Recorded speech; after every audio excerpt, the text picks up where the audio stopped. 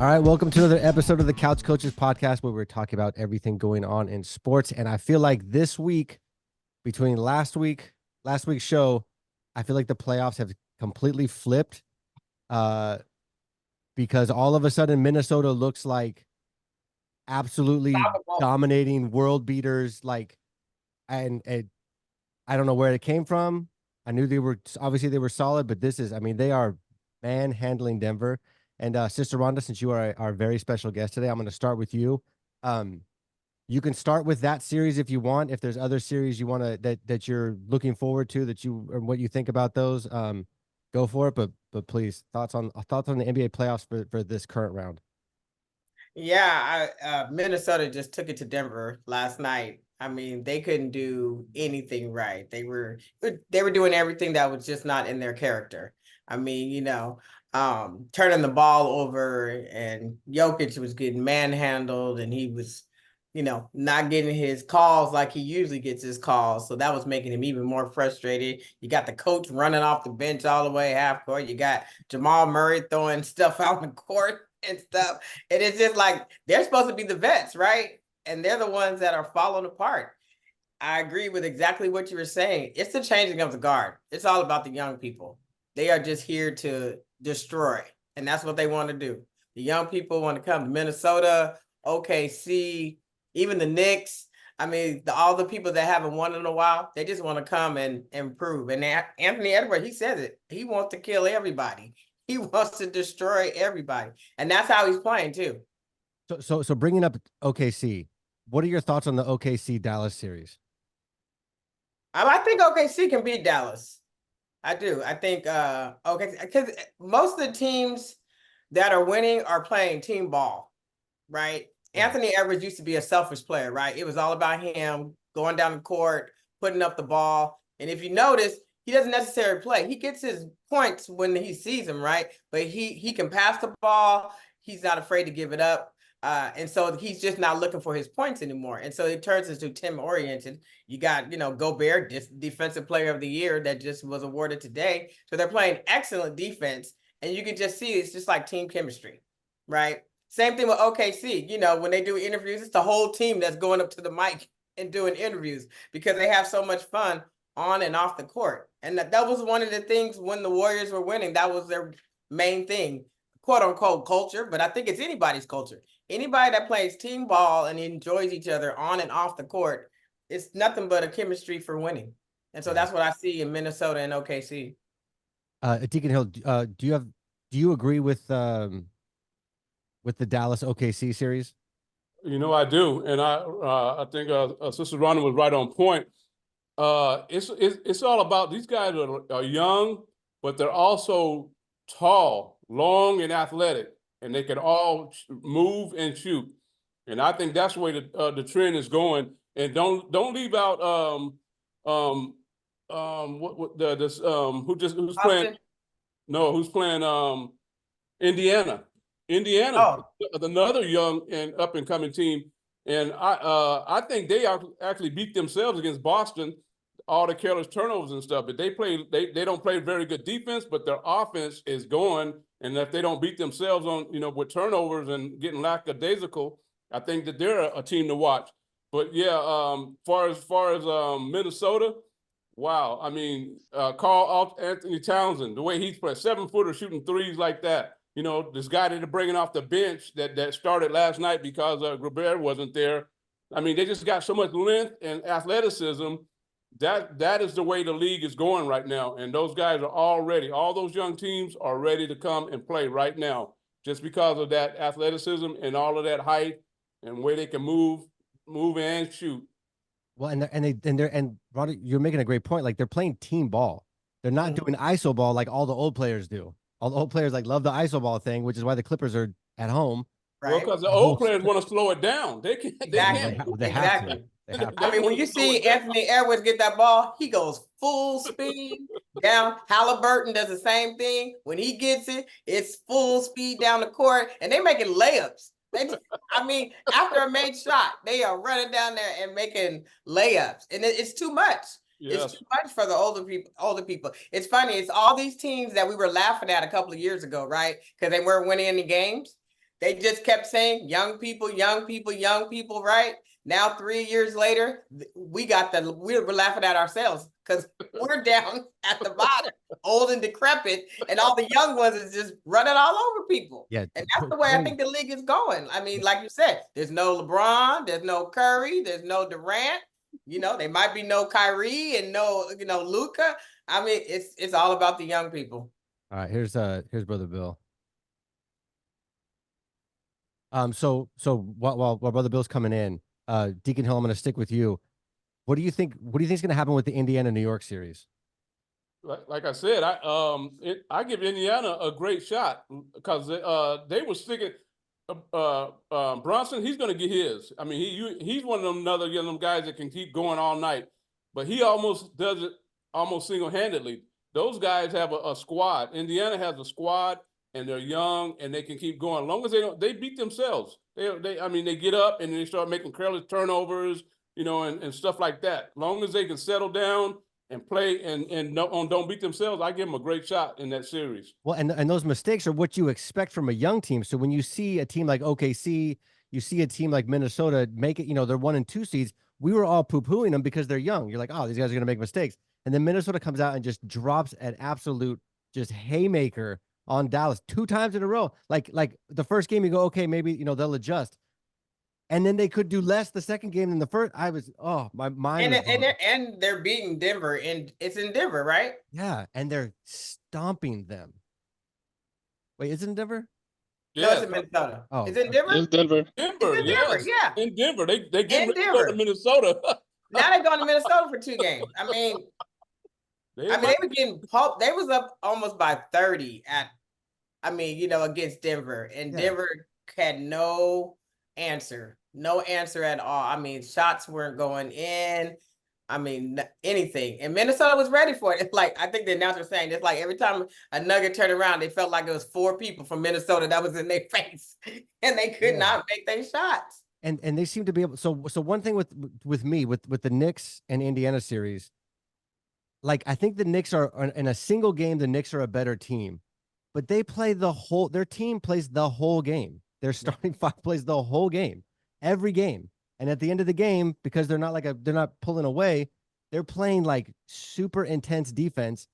On top of, we know Thibodeau's teams play hard and have practice hard all season. I don't see how against a young team, if they don't make mistakes, how in the world how you can just keep up with them, just because they could just do a track meet and just run them off the floor. So I don't see, like, I do think New York's a better team with the starting 5, but I cannot see how in the world that they could keep up with them all playing like 45 minutes a game. And they just got another injury, didn't they? Didn't Robinson just get hurt? He's like out for 6 to 8 weeks or something like that. Yeah, I don't. It's a cool story because it was New York and Madison Square Garden. I don't. I still think the Knicks can do it. They got that Villanova connection. They still got that drive. Yeah, Brother Bill. I think the way the Knicks. Yeah, I'm sorry. I think the way the Knicks win the series is if their core, so the Villanova 3 plus one other, can play solid both on offense and defense. Because if you look at Indiana, they have more weapons offensively, but the difference, I think, is what they say: defense wins.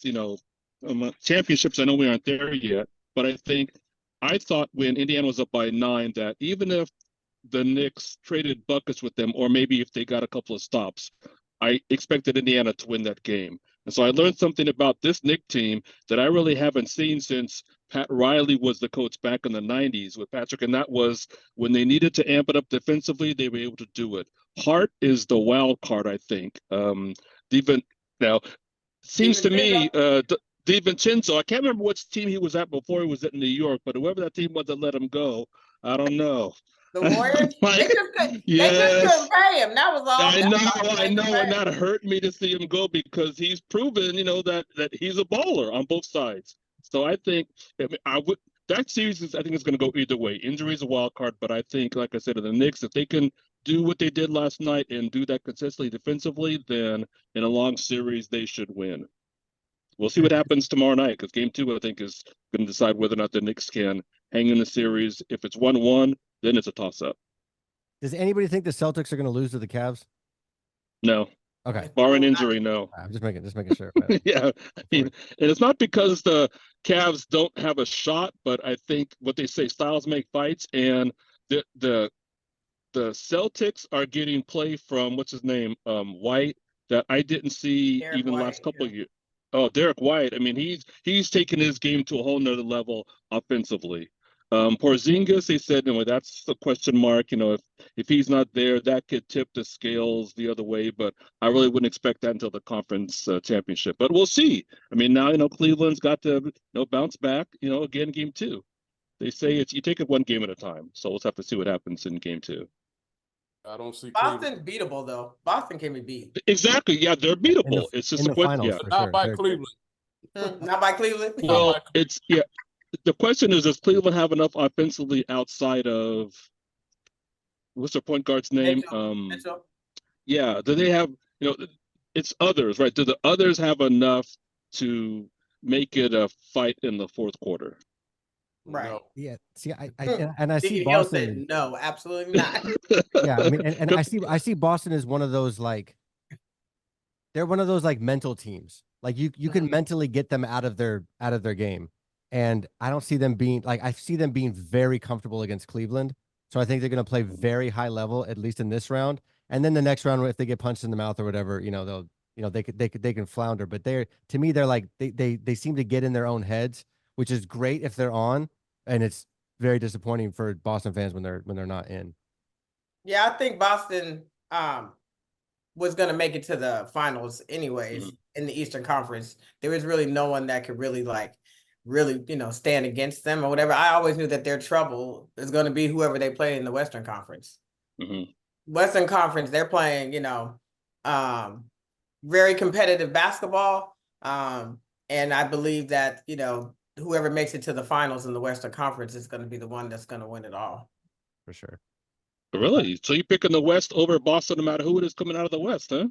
West is big. West is So am big. I, OKC, Rhonda. So Minnesota. am I. Yeah, I mean, it's not that I'm not, but I'm just looking at the three teams, because Denver, they're just in trouble again. Well, It's just a bad Denver. I matchup think for Denver might be Minnesota. out. Minnesota, Yeah. might So sweep yeah, them. I mean, to me, really, I don't know even though the Dallas OKC series starts tonight, I see OKC winning that. But again, Dallas, I mean, Kyrie to me I know maybe we're getting ahead of ourselves, but we see what Kyrie can do when he was with Cleveland. So Yeah. that'll be an interesting series to see. Yeah, for sure. All right, Deacon Hill, I'm pretty much just directing this one at you and your Lakers. Who in the world is your guys' next coach? Oh, that's a great question. That's a $1 billion question there. I don't know. I was looking at who they got their eyes on, and they said LeBron. He wants Ty Lue. Ty Lue's under contract. Well, and I think he just got an extension too because He did with the Clippers. yeah. So the only way it's might if he gets fired, but yeah, good luck with that. What Budenholzer used to coach. Budenholzer? Yes, used to Yeah. coach Milwaukee. Milwaukee. They're looking at LeBron co-signed that one. No. This is what the organization is. LeBron, he just co-signing for Ty Lue. Okay. And then you got the Warrior assistant coach. What's his name? Somebody we have the now. one that came from Brooklyn. The one that Kenny got the thick hair back. Kenny Atkinson. Yeah, Kenny Atkinson. Yeah, they looking at him, and then JJ Redick. I don't know about JJ Redick. He's too straight laced for me. I don't know if he can deal with the Laker culture. I don't know if they can deal with him. Well, he's never coached. I know. Yeah, and I don't. And that's I think the Lakers they got to have a veteran coach. They've been trying all these guys as 1 year experience or whatever like that. They got to have a veteran coach to come in there. That it's sort of not. It's not like the NFL. You can get that boy wonder type coach to come in and he got all his innovations and stuff. Basketball head coaches are old school and they know what they do and the players got to buy into it. So I don't see them. I can't see a JJ Redick coming in there, but those are the names that are being tossed around. But I don't care whoever. Let me just finish this point. I don't care who comes in there. I was just reading an article right now. AD's talking about keep that core together. I'm like, no, that core ain't. We just got through talking about it. It's about young, athletic, and length, and they don't have that. And you got to be able to play that perimeter defense. They don't have that. So no, they can't keep that core together. And whoever comes in there, they got to get some more players in there also. It's amazing how terrible basketball players are at GMing. They put Right. together these teams that are terrible together. It's like just and it sounds like, just play basketball. Just play basketball. Let the GM do the GMing because my goodness, people put together teams and they go, oh, we have 2 of those and 2 of these, and then we don't know what to do in this situation. Right. One more question for you. Do you want them to draft Bronny or package their first round picks and go get a real player? Bronny can't help them. They're talking about drafting Bronny and keeping LeBron happy in LA. No, I'm hoping for. No, I watched Bronny play at SC. He's not ready for. I mean, no, he's not ready. Water boy. All right, Sister Rhonda, since we got you here, can you please in the next couple minutes fix the Warriors? What do we do? No, because they're not gonna like what I'm going to say. So I just think that there's no core 3, and they need to stick with the core 4 that we have. I mean, youth is what it is, right? And our youth haven't been able to like play. Like the Steph Curry offense doesn't work anymore. Every time they stop Curry, he would throw the ball away. It'd be a turnover. It was just easy fix. Let's just go double team Curry. He'll try to throw the ball away.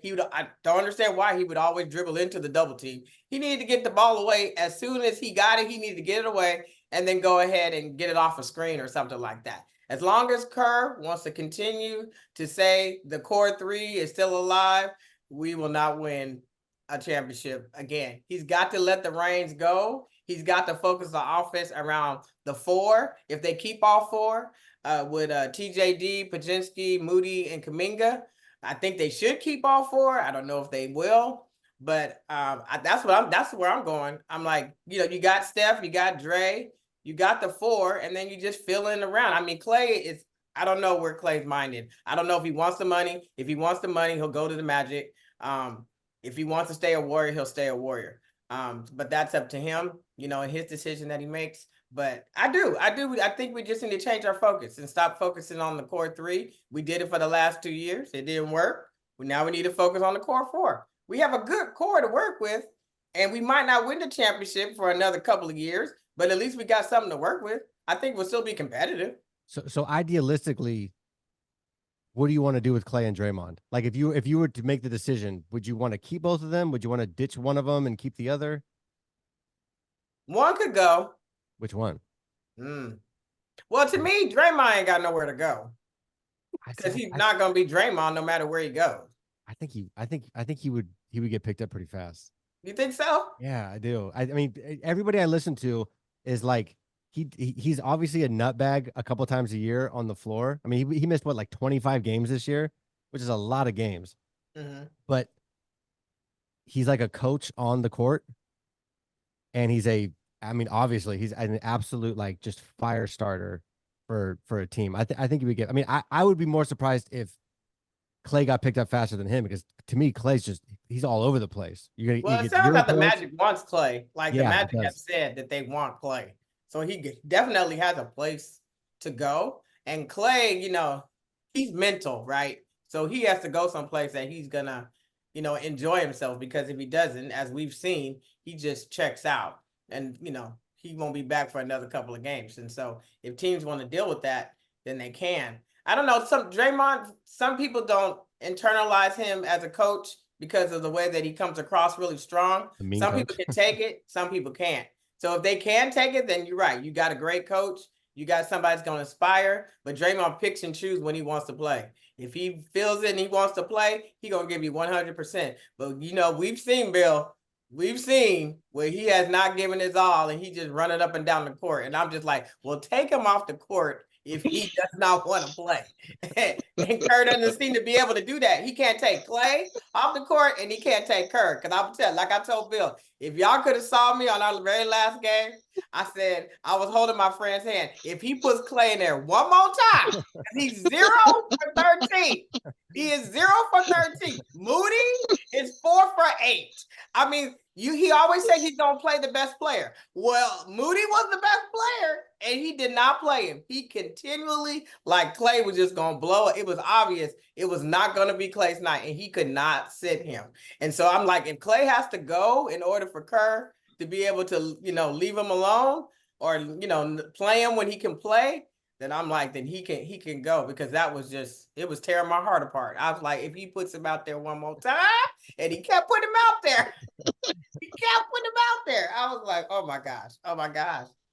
So Brother Bill, what do you think about Sister Rhonda's thoughts on the Warriors? Yeah, I agree with Sister Rhonda that you have to turn the page with the Warriors because of not just what's happened with the league, but in terms of the West. And I mentioned this a couple of weeks ago that the game has caught up with the Warriors' style. There are more, players who have a better perimeter game, and defensively, everyone switches, right? And so if you look at the four that Rhonda mentioned, Podziemski, TJD, Kuminga, and Moody, then it becomes, what do you do with Draymond if he stays and Clay goes? Because Draymond, for all of his the stuff you have to do with the drama, he's a quarterback of the team offensively, defensively, right? And so if the Warriors want to stay relevant, much less competitive, then I think they can do more with Draymond all around than they can with Clay. The question is going to be, what type of offense do you run? Because Sister Rhonda's right. If Kerr doesn't evolve the offense around something other than Steph, then defensively teams, they saw what Sacramento did in the last game, and that's going to be the recipe now. So he did say he was going to change the offense. I got to see it to believe it. Okay, we'll see. He quote unquote said he was going to make it simpler. I was like, I don't know about simpler, but you can just make it, towards other people. It's not just that. Because how many times, Bill, did we see Steph over three when we just knew it was going in and boing? Right. Yeah. And the other thing I think about the Warriors, if you think about when they won the championships, they had another big man, even if he wasn't tall, who gave them something offensively. And so David West, key for them for that championship run, right? Because he had a low post game. So I'm also interested to see what they do in both the draft and free agency, next year, if they get, because whenever who's our starting center? I'm drawing a blank. Looney? Not Moot. Yeah, whenever Looney goes out, then like a TJD, he could evolve where he gets something from offensively, but I think that's going to be the key. And rebounding, because there's length now all over the place in the West. All right. As we saw with Minnesota, and we're going to see with OKC tonight, and Denver. What you got with the Joker.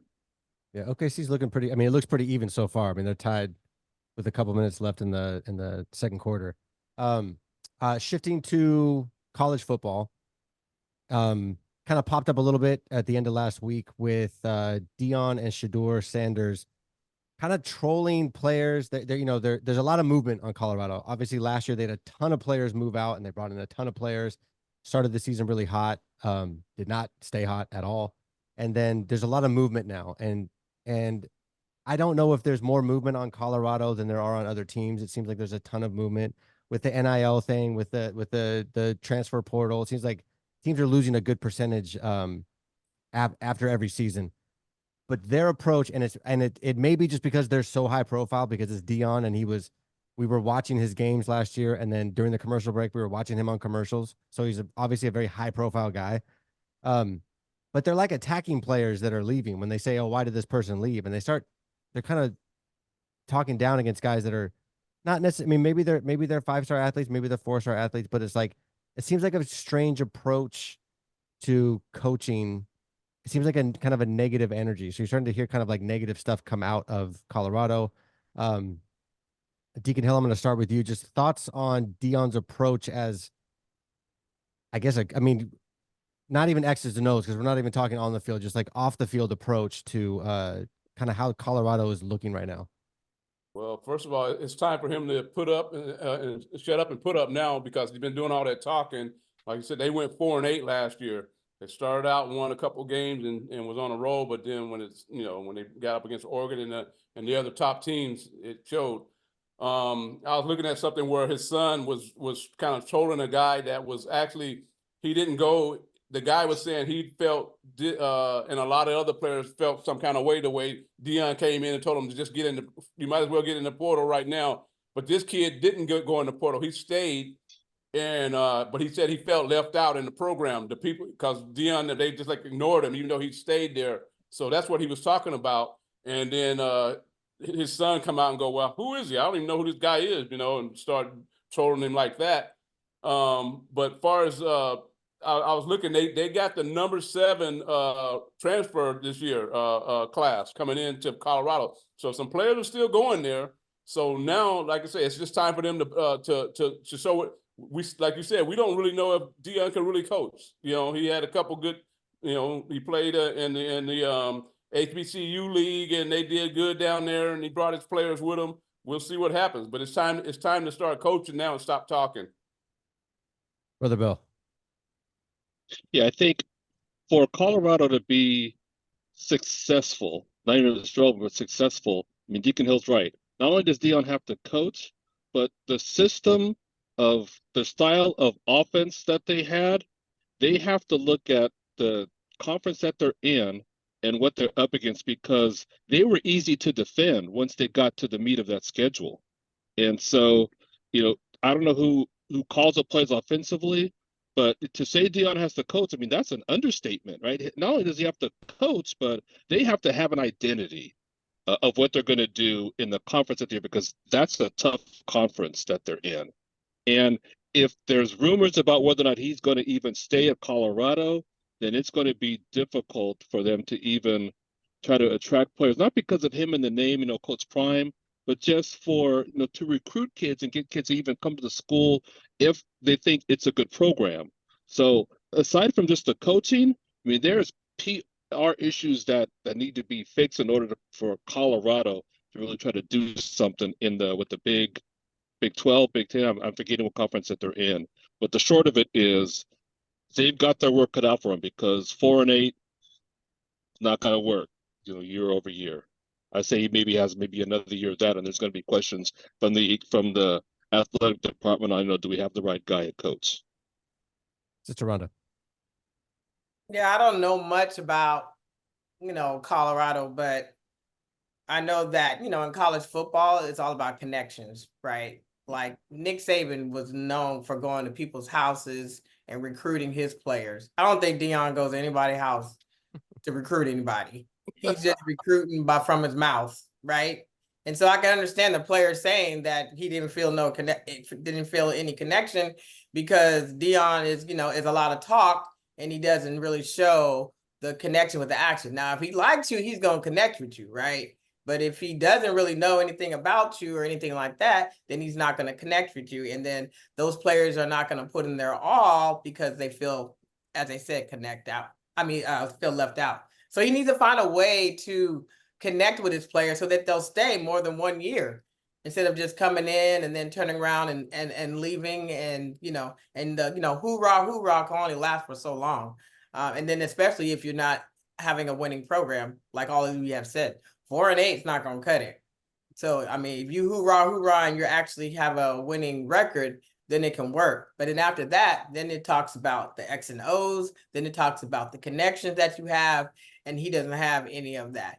He just has his name and the connections that he might have outside of football. Oh, he might be able to get me here, or he might be able to get me there. But other than that, and like Joe, like you said, all he's ever coached is his son. So what is he going to do when his son goes into the draft, which he's already talking about how his son is going to be the number 1 pick, or between 1 and 4. He's already guaranteed that he's going to be between 1 and 4. And then he even said that, and if it's a team that he doesn't want, he's going to pull an Eli. I was like, oh my gosh, how you going? And I hated when Eli did it. And when you look at the list, it's just all teams that he played for, which is kind of weird. It's like no teams are good except for the teams that you played for. Right. So again, a team that he has connections with, right? So yeah, it's and I heard his son just dropped the album or something. New album just dropped.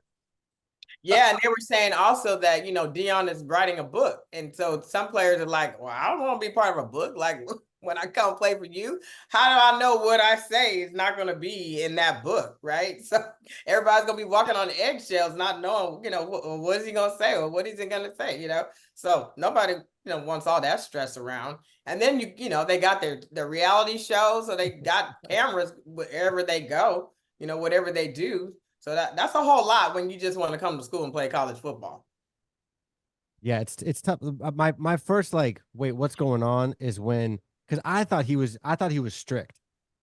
I thought he was like, obviously the team came out in the first couple of weeks, they looked fantastic. He obviously did well at HBCUs, but he was also drafting, you know, D1 4-star players to play in HBCU league, which is, Shador's a legit D1 quarterback playing at HB. I mean, so of course you're gonna do well, but his first couple of games just started out, and then when he let his players go on the field and like drag their cleats on the O in Oregon, I'm like, that's not my impression of this program. I thought the impression was like, come here, like almost like Patriots, like do your job.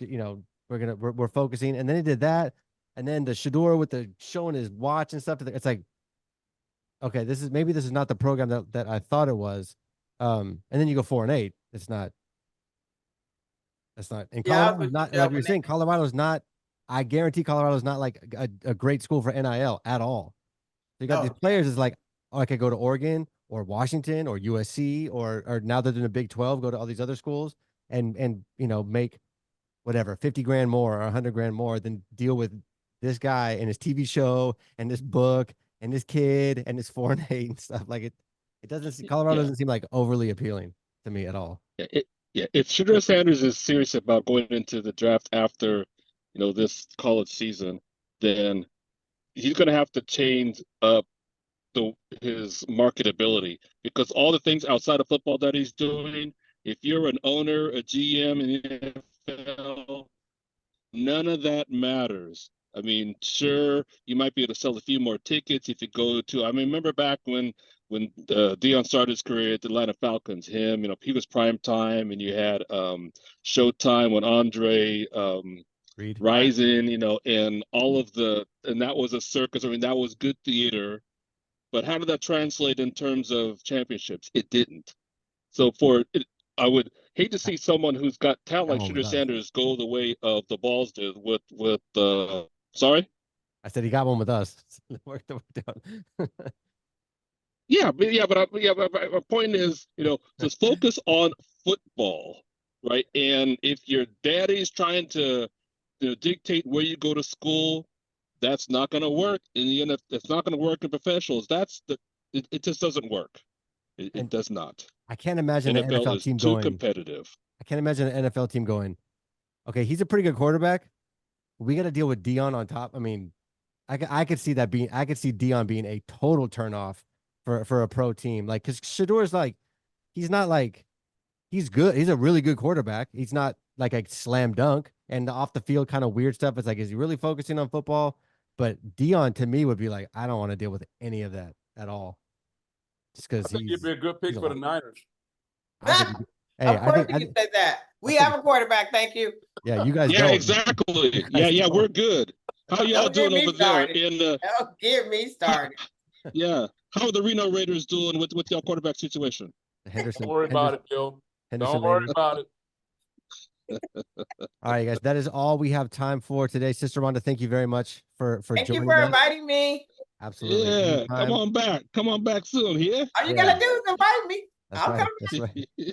All right, guys, have a good week. And who knows, we'll be talking some crazy stuff with the NBA playoffs if it keeps going as nuts as it is so far next week. But have a good week and go Niners. Yep, go Niners. See ya.